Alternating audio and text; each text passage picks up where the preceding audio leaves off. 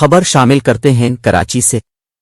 Pakistan Peoples party کے senior رہنما و مشیر زراعت منظور وسان کا کہنا ہے کہ ہو سکتا ہے کہ 8 سے 10 اگست تک اسمبلیاں تحلیل ہو جائیں۔ انہوں نے ایک بیان میں کہ مجھے لگ رہا ہے کہ ملک میں عام انتخابات اکتوبر کی بجائے نومبر میں ہوں گے، کیونکہ اکتوبر میں گرمی ہوتی ہے اور الیکشن کمیشن کو بھی کچھ وقت درکار ہوگا۔ یہ وقت الیکشن کے لیے اچھا ہے۔ پی پی پی کا واضح موقف ہے کہ الیکشن وقت پر ہوں اور رزلٹ عوام کے سامنے آئے۔